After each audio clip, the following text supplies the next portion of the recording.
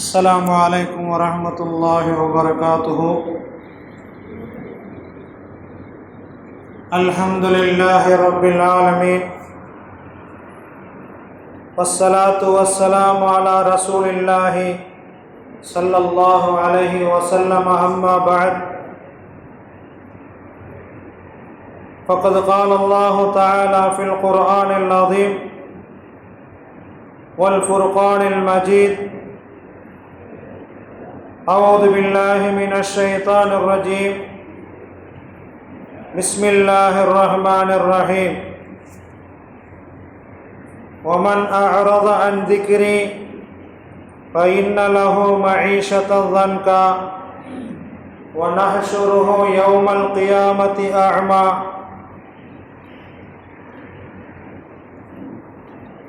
وقال نبينا صلى الله عليه وسلم: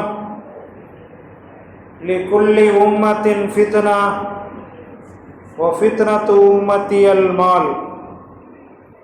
صدق الله وصدق رسوله نبينا صلى الله عليه وسلم. அளவற்ற அருளாளன்,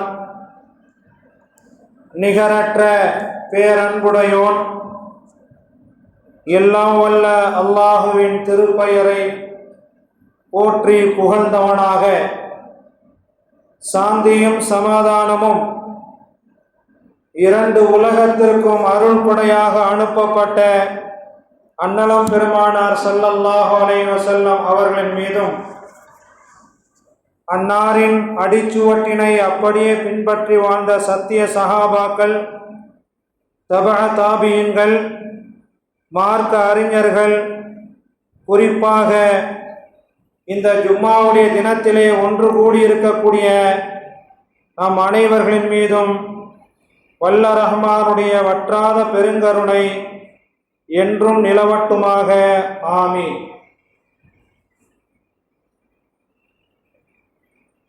சங்கை மிகுந்த அல்லாஹுவின் நல்லடியார்களே, நாம் வாழ்ந்து கொண்டிருக்கக்கூடிய இந்த உலக வாழ்வு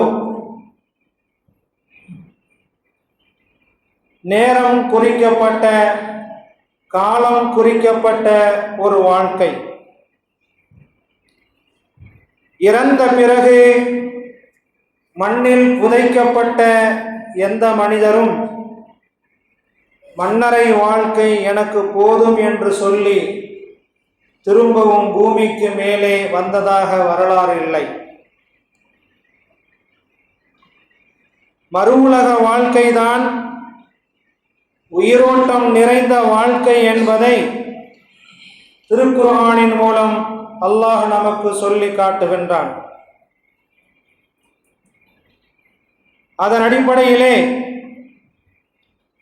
உலகத்தினுடைய வாழ்க்கையிலே நாம் எல்லாம் உலகம் சார்ந்த பல வேலைகளை அவ்வப்போது நமக்கு தேவைப்படும் போது எத்தனை சிரமங்கள் இருந்தாலும் அவைகளை சரியான முறையிலே நிறைவேற்றி நாம் வாழ்ந்து வருகின்றோம்.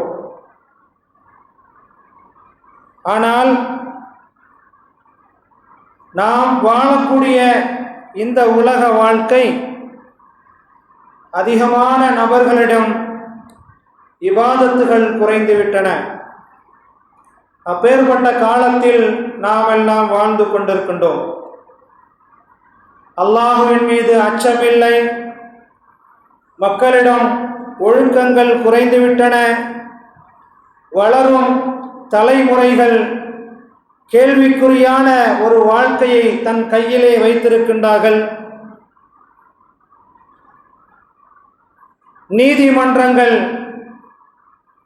நம்பிக்கை இழந்துவிட்டன.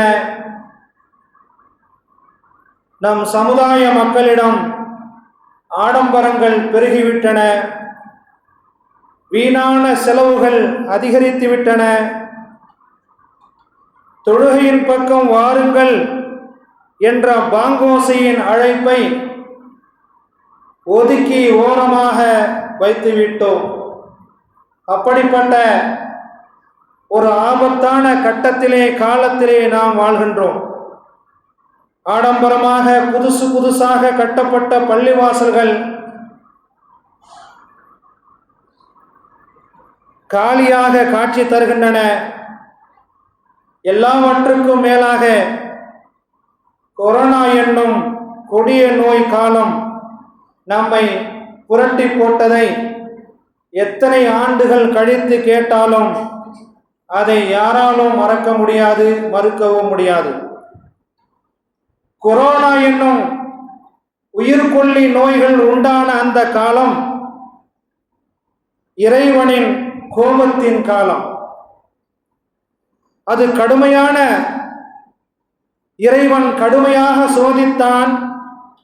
மனிதர்களின் வாழ்க்கை தலைகீழாக மாறியது. எந்த அளவுக்கென்றால் கொரோனாவின் நோயினால் மரணித்துவிட்ட தன் தாயை அருகில் சென்று பார்ப்பதை கூட பார்க்க விடாமல் அந்த நோய் பெற்றெடுத்த பிள்ளைகளை தடுத்தது. இரும்பினால் போதும் காவல்துறை மருத்துவமனையிலே சேர்த்து விடுவார்கள். அப்பேற்பட்ட ஒரு உயிர்கொல்லி நோய். தொழுகையிலே சஃபிலே நிற்க விடாமல் தனித்தனியாக நிற்க வைத்து வேடிக்கை பார்த்தது. தொட்டாலும் பயம், அருகில் வந்து பேசினாலும் பயம். இப்படிப்பட்ட மிக மோசமான உயிர்கொல்லி நோய் என்று சொல்லப்படக்கூடிய அந்த கொரோனாவுடைய காலம் இறைவனின் கோபத்துக்குரிய காலம். எல்லாவற்றுக்கும் மேலாக உலகத்தின் எல்லா நாடுகளிலும் முகக்கவசம் தேசிய கொடியாக பறந்தது என்பதை நாம் மறக்கவே முடியாது. சாப்பாடு இல்லைன்னா பரவாயில்ல, மூக்க மூடிக்கிறதுக்கு முகக்கவசம் தேவை என்ற மிக முக்கியமான பொருளை நாம் வாங்கவில்லை என்றால் நமது உயிருக்கே ஆபத்து என்று மிரட்டப்பட்ட காலம். திறந்து இருக்கக்கூடிய வியாபார தலங்கள் மாத கணக்கிலே மூடப்பட்டிருந்தன. அந்த நேரத்திலே அவசிய பொருள்கள் கூட கிடைக்க முடியாமல் எத்தனையோ பேர் பசியால் செத்தே மடிந்தார்கள். அப்பேற்பட்ட உயிர்கொல்லி நோய் பரவிய அந்த கொரோனா என்னும் காலம் இறைவனின் கோபத்துக்குரிய காலம். இத்தனை பயங்கரங்கள் நிறைந்த காலத்தில் கூட நமது ஈமானின் அளவு கொஞ்சம் கூட கூடவில்லை, அப்படியேதான் இருக்கின்றது. ஒரு ஊரிலே ஒரு நபி அல்லாஹ் இறக்கி வைத்தான் என்றால், அனுப்பி வைத்தான் என்றால், அந்த ஊர் மக்கள் அநியாயம் செய்கின்றார்கள் என்று சொல்லி வேதனையை இறக்கி அவர்களை புரட்டி போட்டு அவர்கள் வேதனைக்குள்ளாக்கப்பட்டார்கள் என்ற சரித்திரங்களை திருக்குர்ஆன் நமக்கு சொல்லி காட்டுகின்றன. இப்படி மோசமான இந்த பயங்கரமான அந்த காலகட்டத்தில் கூட முஸ்லிமாக வாழக்கூடிய நமது ஈமான் கொஞ்சம் கூட அதிகரிக்கவில்லை. நபி ஸல்லல்லாஹு அலைஹி வஸல்லம் அவர்கள் கூறினார்கள், உங்கள் மீது வறுமை ஏற்பட்டு விடுமோ, நீங்கள் ஏழையாகவே இருந்து விடுவீர்களோ என்றெல்லாம் நான் பயப்படவில்லை. நான் பயந்தது காரணம் என்னவென்றால், எதற்கு பயப்பட்டேன் என்றால், நான் ஏன் வறுமையை பயப்படவில்லை என்றால், அல் ஃபக்ரு ஃபக்ரி, வறுமை என் பெருமை என்று பெருமானார் ஸல்லல்லாஹு அலைஹி வஸல்லம் சொன்னார்கள்.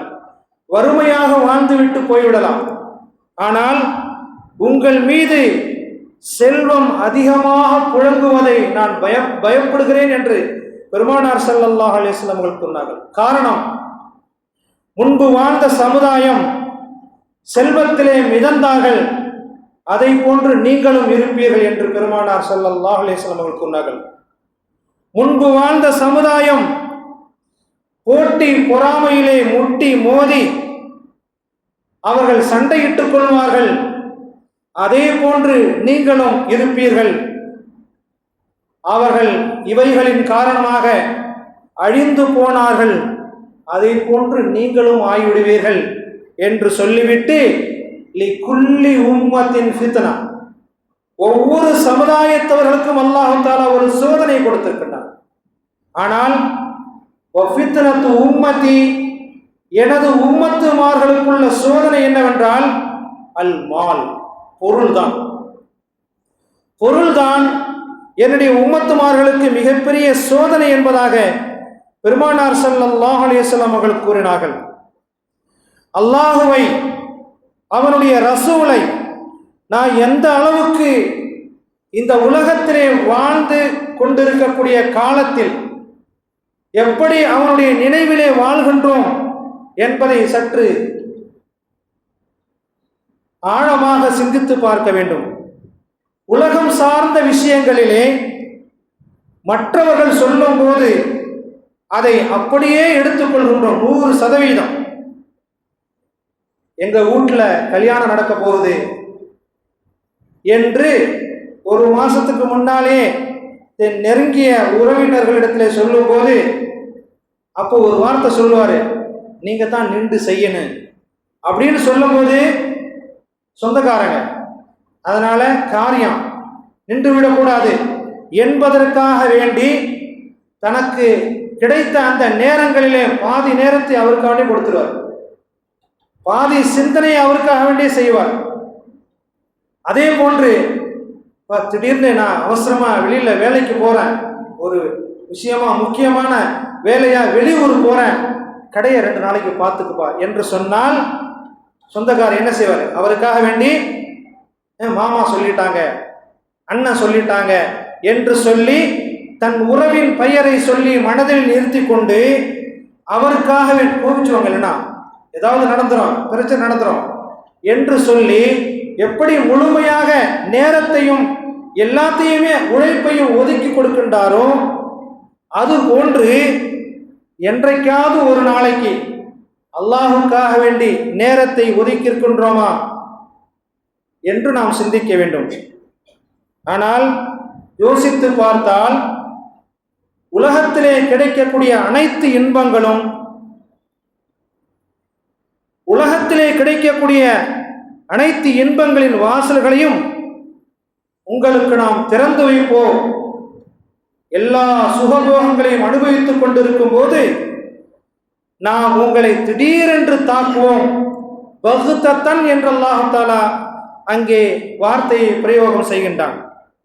சந்தோஷமாக அல்லாஹுடைய சிந்தனை மட்டும் இல்லாமல் மற்ற எல்லா வேலைகளையும் நீங்கள் சுகபோகத்தோடு சந்தோஷத்தோடு குடும்பத்தோடு மனைவி மக்களோடு வாழ்ந்து உங்களுடைய காலத்தை கழித்துக் கொண்டிருக்கும் போது தேவையில்லாத வாழ்க்கையை வாழக்கூடிய நீ எனக்கு தேவையில்லை என்று எப்போது அல்லாஹ் நினைக்கின்றானோ அப்போது வேதனை இறக்கி நாம் நினைக்காத புறத்திலே கடுமையான பிடியை கொண்டு பிடிக்கின்றான். இன்ன பத்ஷ ரப்பிக லஷதீத், இறைவனின் பிடி மிக கடுமையாக இருக்கும் என்று அல்லாஹ் கூறுகின்றான். அல்லாஹ் திருமறையிலே ஒரு இடத்திலே சொல்லி காட்டுகின்றான், வமன் அஅரத அன் திக்ரி ஃபஇன்ன லஹு மஈஷத்தன் தன்கா, எனது நினைவை என்னுடைய சிந்தனை இல்லாமல் அதை புறக்கணித்துவிட்டு யார் இந்த உலகத்திலே தன் வாழ்க்கையை தேர்ந்தெடுத்து கொண்டு வாழ்கின்றார்களோ அவர்களுக்கு கடுமையான நெருக்கடியான வாழ்க்கையை அவர் நினைக்காத போது, அவர் சந்தோஷத்தோடு இருக்கும்போது நாம் கொடுப்போம் என்று சொல்லிவிட்டு வநஹ்ஷுருஹு யௌமல் கியாமத்தி அஅமா, அவரை பொடுபோக்காக அல்லாஹுடைய திக்ர் இல்லாமல் அல்லாஹுடைய வணக்க வழிபாடுகளை நிறைவேற்றாமல் அல்லாஹுக்கு செய்ய வேண்டிய கடமைகளை புறக்கணித்து வாழ்ந்த அந்த மக்கள் மறுமை நாளிலே எழுப்பப்படும் போது கண் தெரியாத குருடர்களாக எழுப்பப்படுவார்கள்.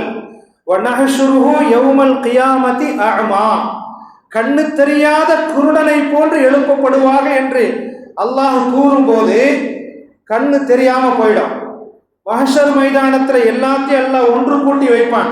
அப்படி ஒரு கற்பனையை பாருங்க, உலகம் முடிஞ்சு விடுச்சு, உலகம் அழிந்து விட்டது. இப்ப நாம எங்க இருக்கிறோம்? இறைவனின் நீதிமன்றத்திலே கையை கட்டி கொண்டு நிற்கின்றோம். அவர்களிலே சிலர் சந்தோஷமாக இருப்பார்கள். சந்தோஷம் இல்லாமல் இருக்கக்கூடிய மக்கள் குருடர்களாக இருப்பார்கள். அந்த குருடர்களாக இருக்கக்கூடியவர்கள் அல்லாஹ்ட்ட பேசுறாங்க. அல்லாஹ் சொல்றான், அல்லாஹ்ட்ட பேசுறாங்க.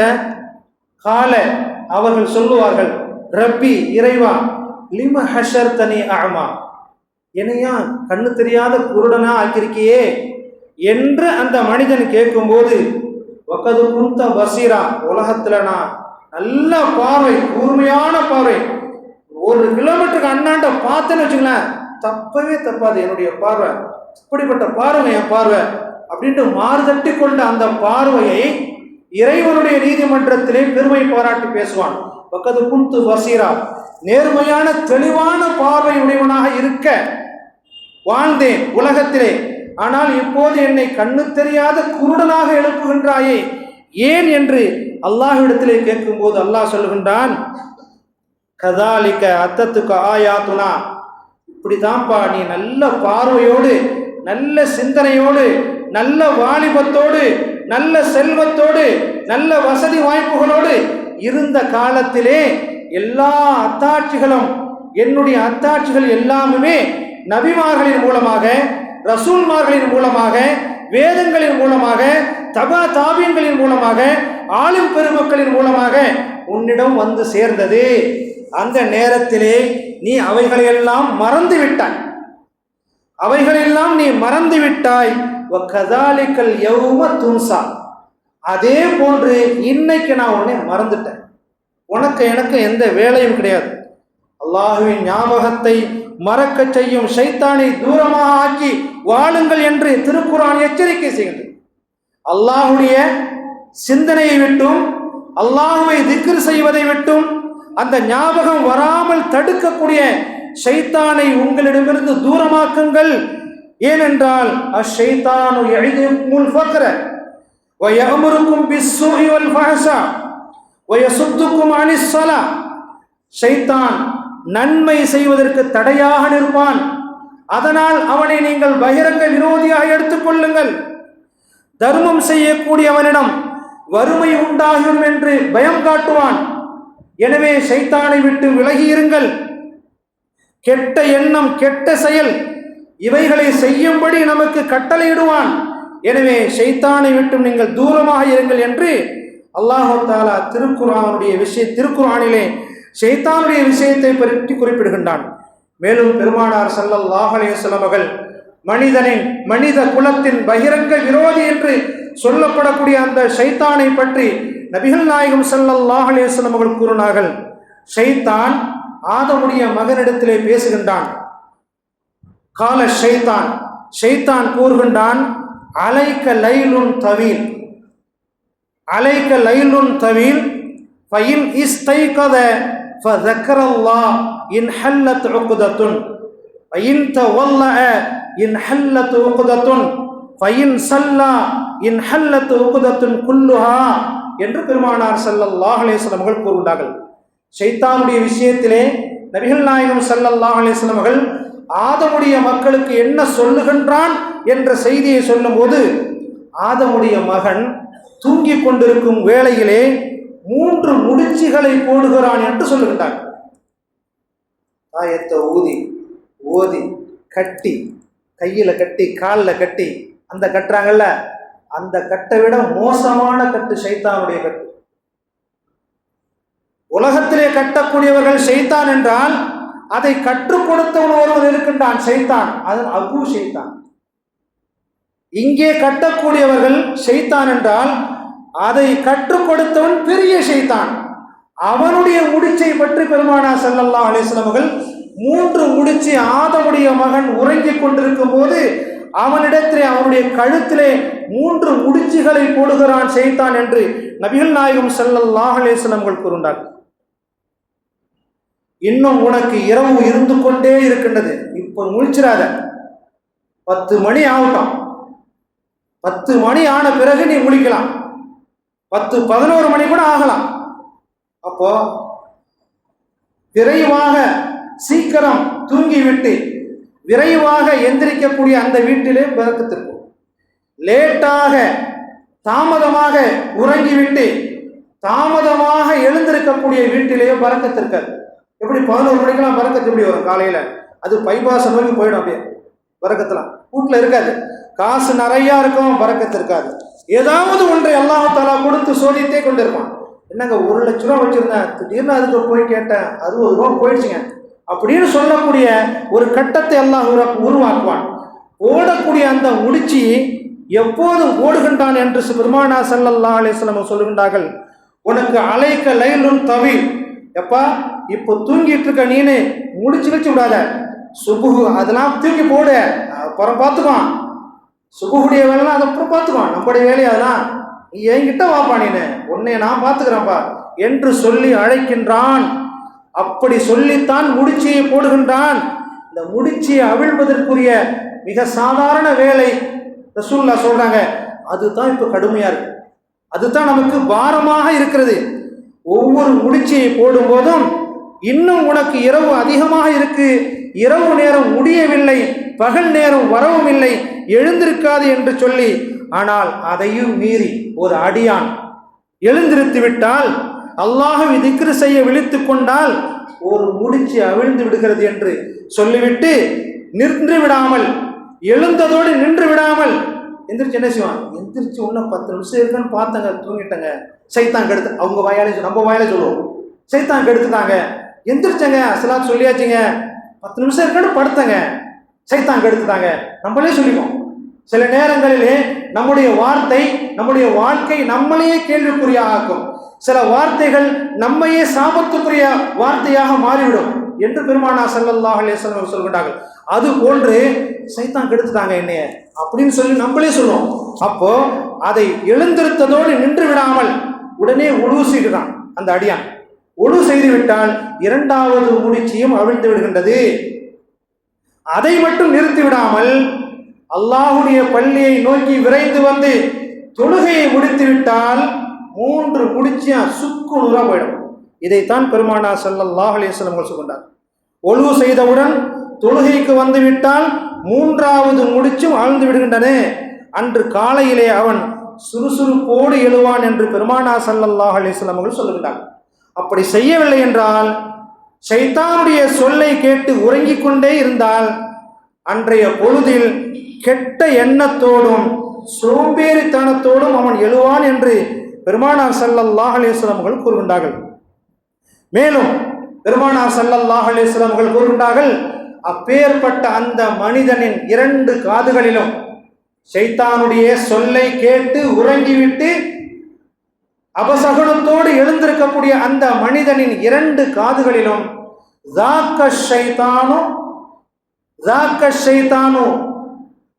பால ஷைத்தானு ஃபீ உதுனை, இந்த மனிதனுடைய 2 காதுகளில் தான் ஷைத்தான் சிறுநீர் கழித்து விட்டான் என்று நபிகள் நாயகம் ஸல்லல்லாஹு அலைஹி வஸல்லம் கூறுகிறார்கள். எந்த அளவுக்கு நம்முடைய வாழ்க்கை மாறி போயிருக்கிறது, அதை எப்படி மாற்ற வேண்டும்?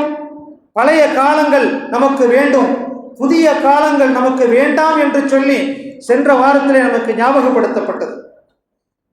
இந்த காலம் நமக்கு ஏன் வேண்டாம்? எல்லா சுகங்களும் இருக்கின்றது, எல்லா வசதி வாய்ப்புகளும் இருக்கின்றது, நமக்கு ஏன் வேண்டாம் என்றால், இந்த செல்வம் ஒரு ஃபித்னா, லிகுல்லி உம்மத்தின் ஃபித்னா, ஒவ்வொரு சமுதாயத்துக்கும் ஒரு சோதனை இருக்கிறது. ஃபித்னத்து உம்மத்தியல் மால், என்னுடைய சமுதாயத்துக்கு ஏற்பட்ட சோதனை பொருள் என்பதாக நபிகள் நாயகம் ஸல்லல்லாஹு அலைஹி வஸல்லம் கூறினார்கள். நேரத்தின் காலத்தை எல்லாமே நாம் அறிந்து கொண்டிருக்க வேண்டும்.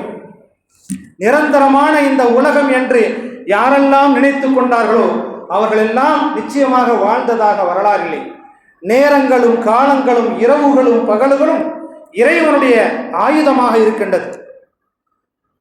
ஒரு மாதத்தினுடைய உயர்வை பெருமையை குறை மாதத்திலே பெற்றெடுத்தாலே குழந்தையை அந்த தாயிடம் கேட்டுப்பார்கள், ஒரு மாதத்தின் அருமை புரியும். ஒரு நாளின் அருமையை கேட்டுப்பார்கள், அதுவும் புரிந்துவிடும். 1 மணி நேரத்தின் அருமையை கேட்டுப்பார்கள், மாணவர்கள் பரீட்சை எழுதக்கூடிய அந்த நேரத்தை கேட்டுப்பார்கள், அவர்களுக்கு புரியும். 1 நிமிடத்தை பார்த்துங்கள், அதுவும் அறிந்து கொள்ளலாம். 1 வினாடி ஒரு வினாடி கண் அயர்ந்ததின் காரணமாக விபத்திலே ஏற்பட்டு கைகளும் கால்களும் இழந்த மக்களிடம் கேட்டுப்பார்கள், ஒரு வினாடியின் அருமை நமக்கு புரியும். சமீபத்திலே ஒரே ஒரு வினாடி தவறியதன் காரணமாக சூஃபி என்று அழைக்கப்படக்கூடிய எங்களுடைய உஸ்தாதனா சென்ற 2 நாட்களுக்கு முன்னால் நிகழ்விடத்திலேயே இறந்தார்கள் என்ற செய்தி கேட்கும்போது மிகவும் கனத்த இதயத்தோடு நாங்கள் எல்லாம் இப்போது சொல்லிக் கொண்டிருக்கிறோம். எனவே நேரம், காலம், சோதனை, வேதனை, இறைவனுடைய சோதனையும் வேதனையும் ஒரு மனிதனை எப்போது தாக்கும் என்று சொல்லவே முடியாது. நல்லவர்கள் வீழ்வது, கெட்டவர்கள் வாழ்வது இறைவனுடைய கையிலே இருக்கிறது என்று சொல்லிக் கொண்டிருக்கின்றார்களே, அந்த சம்பவம் இப்போது நடந்து கொண்டே இருக்கின்றது. நல்லவர்களை அல்லாஹ் தஆலா அழைத்துக் கொள்கின்றான், அவர்களுக்கு பலவிதமான சோதனைகளை கொடுக்கின்றான். எனவே நாம் இந்த காலத்திலே, சோதனை நிறைந்த இந்த காலத்திலே அல்லாஹுக்கும் ரசூலுக்கும் நாம் நெருக்கமானவர்களாக, தூரம் இல்லாமல் அவனுடைய அன்பை பெறக்கூடிய மக்களாக ஆக வேண்டும் என்றால் நாம் நமது பள்ளிவாசலை, தொழக்கூடிய இடத்தை நமக்கு கடமை என்று புரிந்து கடமையாக ஆக்கப்பட்டு விட்ட இந்த வணக்க வழிபாடுகளிலே நாம் குறைபாடு வைக்காமல் நம்முடைய வாழ்க்கை கழிய வேண்டும். கடைசி நேரம் வரை ஒரு மனிதன் முஸ்லீமாக இருப்பது பெரிதல்ல, வாழ்வது பெரிதல்ல, இறந்து போகக்கூடிய நேரத்திலே அவன் முஸ்லீமாக ஆக வேண்டும். வலா தமூத்துன்ன இல்லா வஅன்தும் முஸ்லிமூன், நீங்கள் முஸ்லீம்களாக தவிர இறந்துவிட வேண்டாம் என்று அல்லாஹ் ஏன் சொல்லுகின்றான் என்றால், பின்னால் ஒரு காலம் தோன்றும் என்று நபி ஸல்லல்லாஹு அலைஹி வஸல்லம் அவர்கள் குறிப்பிட்டார்கள். அந்த காலம் எப்படிப்பட்ட காலம் என்றால், காலையிலே முஸ்லீமாக இருப்பான், அவனுடைய செயல்பாடுகள் குறித்து அவனை பற்றி கணிக்கும் போது மாலையிலே அவன் காஃபிராக இருப்பான் என்று பெருமானார் ஸல்லல்லாஹு அலைஹி வஸல்லம் அவர்கள் கூறினார்கள். அப்பேற்பட்ட ஒரு காலம் வரும். அந்த காலம் நாம் ஆபத்தான காலம் என்பதை உணர்ந்து அதற்கு எதிர்நீச்சல் கொண்டு நாம் வணக்கத்தின் மூலமாக அந்த காலத்திலே நடக்கக்கூடிய தீமைகளையும் கொடுமைகளையும் தட்டி எறிய வேண்டும். கடைசி நேரத்திலே நம்முடைய நாவிலே லா இலாஹ இல்லல்லாஹ் முஹம்மதுர் ரசூலுல்லாஹ் என்ற கலிமாவை வர வேண்டும் என்ற ஆசையோடு நம்முடைய வாழ்க்கை அமைய வேண்டும். அதற்கான எல்லா பாக்கியத்தையும் அல்லாஹ் நமக்கு தந்தருள்வானாக. வாஹிர்